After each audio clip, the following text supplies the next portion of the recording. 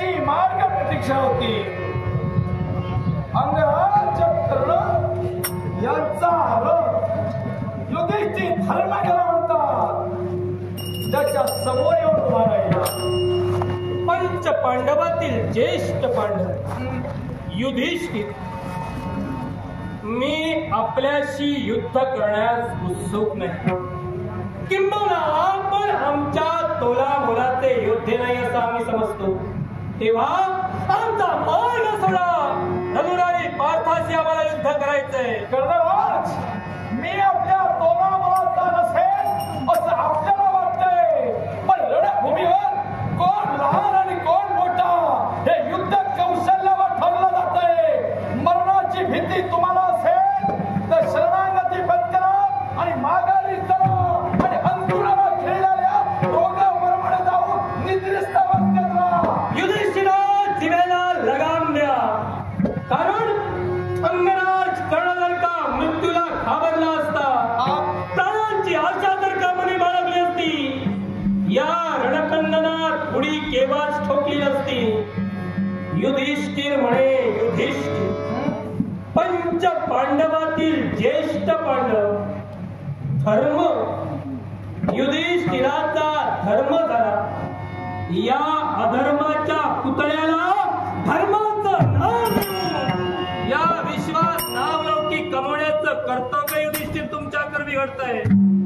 कर्णराज, नेमकं आपल्याला काय म्हणायचंय, कुठच्या मुद्द्यावर बोट ठेवून बोलायचंय ते स्पष्टपणे शब्दांना मोकळी करून द्या.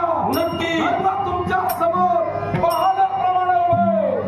मग ज्यावेळी गुरु द्रोणाचार्य आपल्यापर्यंत आले, अश्वत्थामा मेला का रे असे शब्द त्यांच्या मुखातून बाहेर पडले. मग अश्वत्थामा जिवंत असताना सुद्धा अश्वत्थामा मेला म्हणून आपल्या मुखातून शब्द बाहेर पडले. मग हा धर्माचा पुरस्कर्ता अधर्मानं जर का वागू लागला तर याला धर्म कोण म्हणे?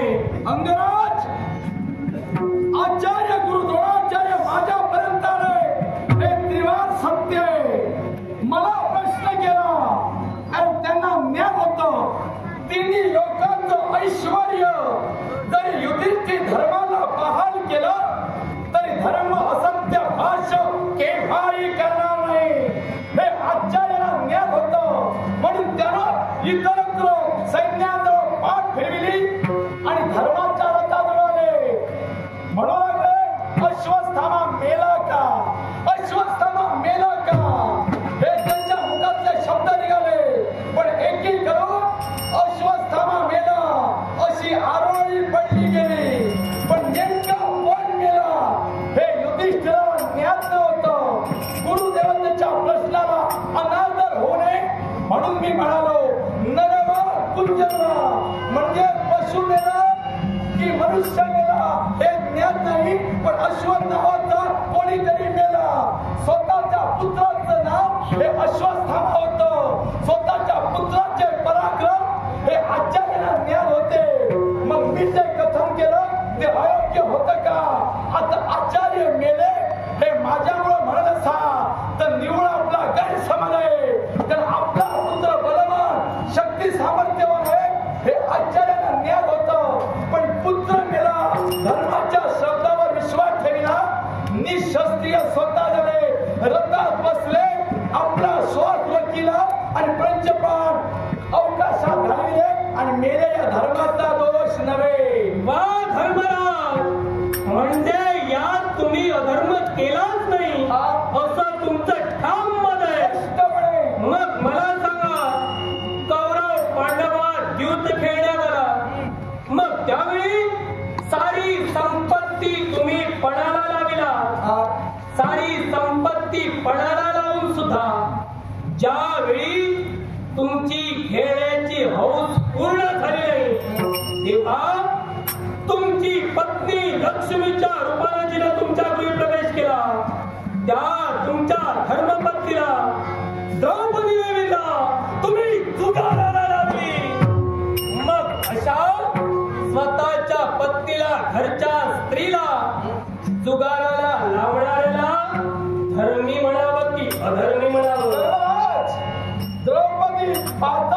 पांचाळी ही एकीला आम्ही झुगारा लावलं.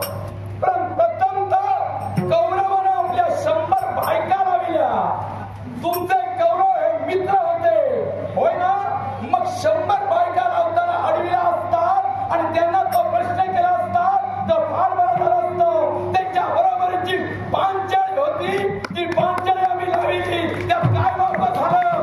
तोंड कुठे उघडावं आणि कुठे बंद ठेवावं हे करणं तुम्हाला कळायला हवंय. कारण सज्जनाचे मुखवटे लावून पोटात बापाचा लवणे ठेवणाऱ्या करणारा तुझं कौशल्य युधिष्ठिर धर्माच्या अंगी नाही. धर्मराज म्हणे कौरवांनी स्वतःच्या 100 बायका लाविल्या, पण कौरवेश्वर प्रत्येक युद्धाचा डावा विजयी होत होते. मग विजयी होत असताना त्यांनी त्या युद्धात स्वतःच्या आत्मविश्वासावर स्वतःच्या पत्न्या लाविल्या आणि ते विजयी झाले. पण त्या युद्धाचा प्रत्येक नाव पांडव हरत असताना सुद्धा, त्यांचा मानसिक तत्व खर्चीकरण झालेलं असताना सुद्धा कोणत्या विश्वासावर पंचपांडवांनी पत्नी लावली? कारण त्यासाठी क्षत्रिय कुलात जन्म घ्यावा लागतो. तुमचा जन्म कुठच्या कुलात झाला हे तुम्हाला ज्ञात नाही. पण मी शास्त्रवंत आहे. तुम्ही म्हणतात मनाचं खच्चीकरण झालं, मन एका स्त्रीचं दुखावलं गेलं. असं असताना दुधाचे नाव हे पुढे काय सरसावले गेले त्यालाही कारण आहे. क्षत्रिय म्हटल्यानंतर युद्ध करण्यासाठी माघारी येऊ नये, शिकार करण्यासाठी माघारी येऊ नये आणि दूध घेण्यासाठी माघारी येऊ नये. तो खरा जातीवंत क्षत्रिय. मी जातीवंत क्षत्रिय आहे म्हणून माघारी आलो नाही. जातीवंत क्षत्रिय म्हणून तुम्ही माघारी आला नाही. सर तुमच्या मुखातून शब्द बाहेर पडले. यासाठी क्षत्रिय कुलात जन्माला यावं लागतं. म्हणे ते ऐरागैराचं काम नव्हे. पण ज्या देवतेला तुम्ही भस्ताच्या देवतेला तुम्ही पुजता, नव्हे तर तो देव पंच पांडवांना स्वतःच्या गळ्यातील ताईत म्हणून जपतोय, त्या देवाच्या जीवावर तुमच्या उड्या. मग धर्मराज या देवाच्या 7व्या अवतारात म्हणजे प्रभू रामचंद्र अवतारात ज्यावेळी लंकाधीश रावणानं सीता माईचं चौर्यकर्म केलं, हरण केलं, त्यावेळी प्रभू रामचंद्र वनवासात होते. मग वनवासात असताना त्यांना सुद्धा वानर सेनेचं सहाय्य घ्यावं लागलं. त्या देवानं त्यावेळी जर का विचार केला असता यांचा तर जन्म पशुयोनीत झाला, हे जातीवंत क्षत्रिय नव्हे, मग यांचं सहकार्य देवानं घ्यावं कसं? हा विचार जर का देवानं त्यावेळी केला असता तर सीतामाई देवाला कधीच मिळाली नसती. मग प्रभू रामचंद्राने यात भेदभाव केला नाही. तुम्ही करणारे कोण? आम्हाला सहाय्य करा म्हणून आम्ही तुमच्याजवळ विनंती कुठं करतोय? मी तुमच्या कुळाबद्दल बोलायला कारण काय माहिती आहे? आठवा तो प्रसंग ज्यावेळी शस्त्र स्पर्धा हस्तिनापुरात भरल्या गेल्या, त्यावेळी नामवंत वीरांनी 100 कौरव 5 पांडव यांच्यानी आपलं युद्ध कौशल्य दाखविलं. कोणी उड्डाण करून बाण सोडिले, कोणी रथावरून सोडिले, कोणी भाला फेक केला, कोणी अश्वावर आरूढ झाला. अनेक जण वीर हे पाठवणी चालून युद्ध कौशल्य दाखविलं. धारेदार तलवारीनं कसा वैऱ्यावर वार करावा हे कौशल्य दाखविलं. आणि ऐन रंगात शस्त्र स्पर्धा भरली गेली आणि त्यात तुम्ही ताट मानेनं पुढे आलात आणि मी हे युद्ध कौशल्य करून दाखवू शकतो. त्यावेळी ज्येष्ठ व्यक्तीच्या मुखातून शब्द निघाले, ही जी स्पर्धा आहे ही शस्त्र स्पर्धा आहे, ती जातीवंत क्षत्रियांची आहे, ही सुताच्या घराण्याची नव्हे. मग सूत म्हटल्यानंतर मान खाली का घातला? तिथं तुम्हाला शिक्का बसला. तुम्ही सूत धर्मराज सूत पुत्र मला हिणविण्यात आलं, पण मित्र सुयोधनानं अंग देशाचं राज्य आम्हाला बहाल केलं. आम्ही राजा सुद्धा झालो, पण यावर आम्ही टेंबा मिळविणार नाही किंवा यावर आम्ही क्षत्रिय म्हणून सुद्धा कोकणणार नाही. पण त्यावेळी नव्हे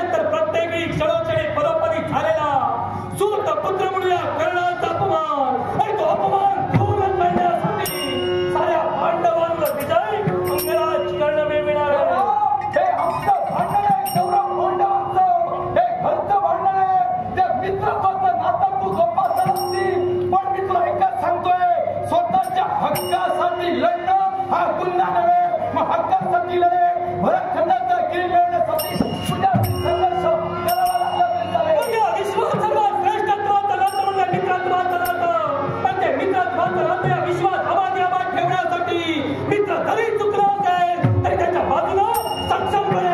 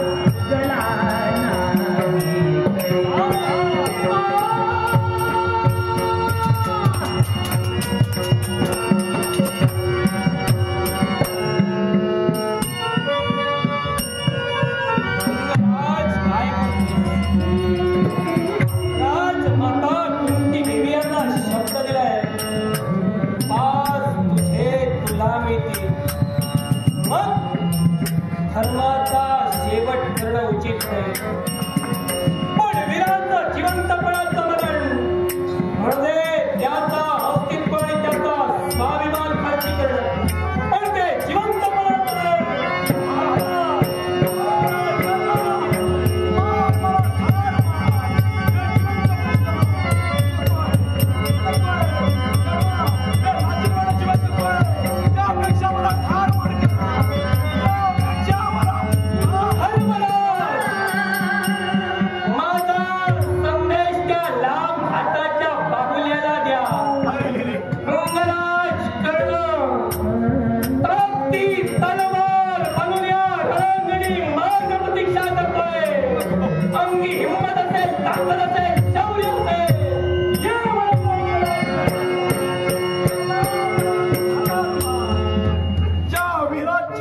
शस्त्र भूमीवर पडतं